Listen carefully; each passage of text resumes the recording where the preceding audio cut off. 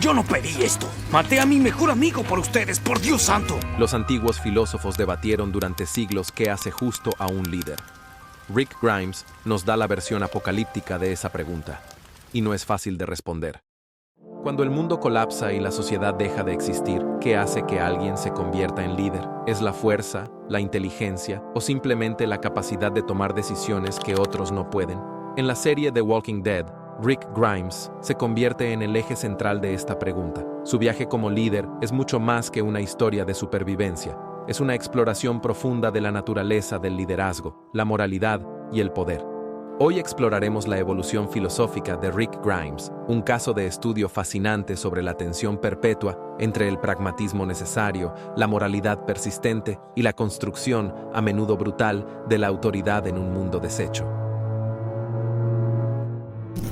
Al principio, Rick Grimes es la encarnación del deber. Aún lleva simbólicamente su uniforme de sheriff. Sus acciones iniciales están guiadas por un código moral preapocalíptico profundamente arraigado: proteger a todos los que pueda, buscar el acuerdo, aferrarse a las reglas que definían al viejo mundo. Piensen en sus primeros días con el grupo de Atlanta, su insistencia en volver por Merle Dixon, a pesar del riesgo que significa, o sus intentos de establecer una estructura democrática, por precaria que fuera, en el campamento. Podemos conectar esta etapa con la ética deontológica de Immanuel Kant. Para Kant, la moralidad no depende de las consecuencias, sino del cumplimiento del deber moral. Actuar correctamente porque es lo correcto. Rick siente el deber propio de proteger la vida, de mantener un recuerdo de orden y justicia. Su brújula moral apunta hacia principios que considera innegociables. Pero, ¿era sustentable esta postura? La serie nos muestra dolorosamente que no. Intentar salvar a todos se vuelve imposible. Seguir las viejas reglas muchas veces pone al grupo en mayor peligro. La insuficiencia de esta perspectiva inicial no es tanto una falla moral de Rick, sino una demostración trágica de cómo un contexto extremo puede romper incluso los marcos éticos más sólidos. La idea de que uno debe hacer lo correcto por el solo hecho de ser correcto pierde terreno en un entorno donde las decisiones difíciles son la norma y la supervivencia lo es todo.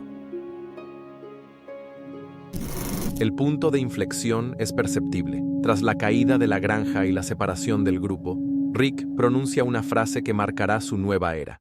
Si se quedan, esto ya no es una democracia. Nace lo que los fans llamarían la Ricktatorship.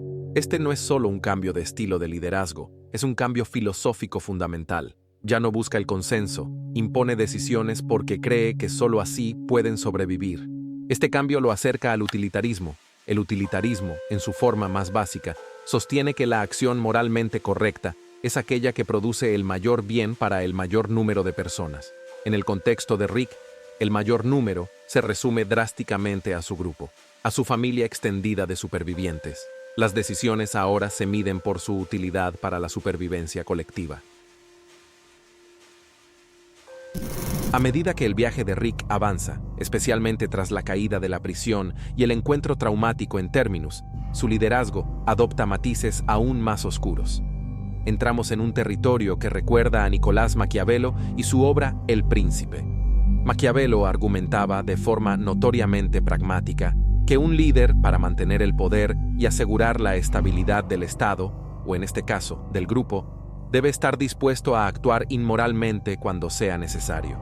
Debe saber ser zorro para conocer las trampas y león para espantar a los lobos.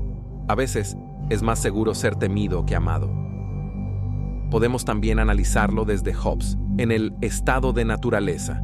Hobbes describió la vida sin un gobierno fuerte como una guerra de todos contra todos, donde la vida es solitaria, pobre, desagradable, brutal y corta. El mundo de The Walking Dead es, en muchos sentidos, ese estado de naturaleza hobbesiano. Rick encarna esta visión en muchos momentos, especialmente cuando debe decidir entre la supervivencia del grupo y la preservación de principios morales más elevados.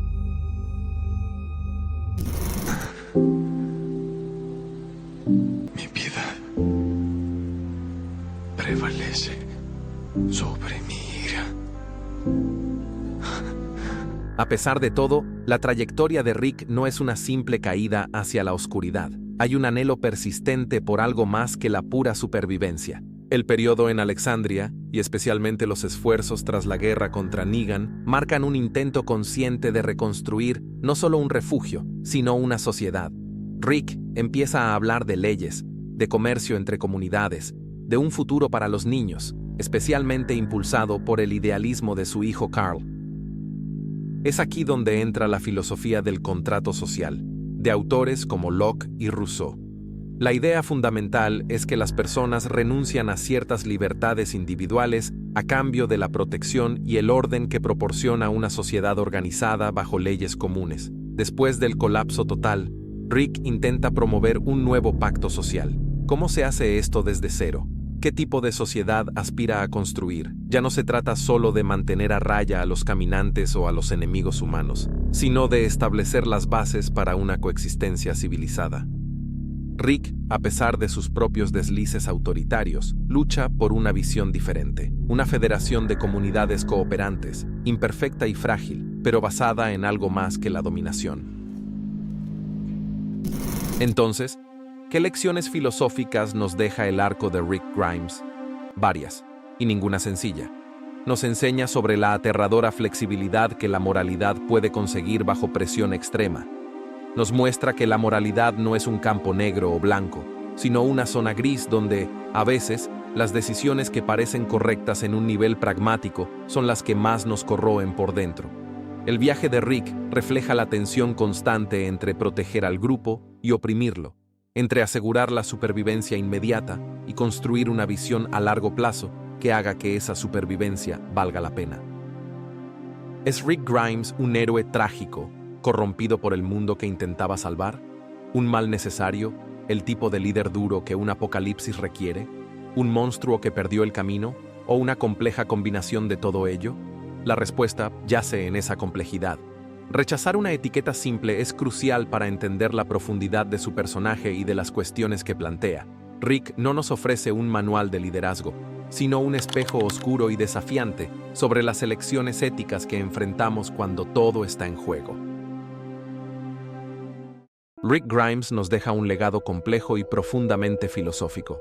Su evolución de sheriff idealista a líder pragmático, a veces brutal, y finalmente a constructor de comunidades, es un claro ejemplo de la capacidad humana para adaptarse, para resistir, pero también para quebrarse bajo un peso insoportable. Su historia no nos da respuestas fáciles sobre la ética del poder en tiempos de crisis, pero nos obliga a confrontar las preguntas difíciles. Esa es la lección más perdurable. La constante negociación entre nuestra humanidad y las exigencias extremas de la supervivencia, una lucha que define no solo a los líderes en el apocalipsis, sino, de formas distintas, a todos nosotros.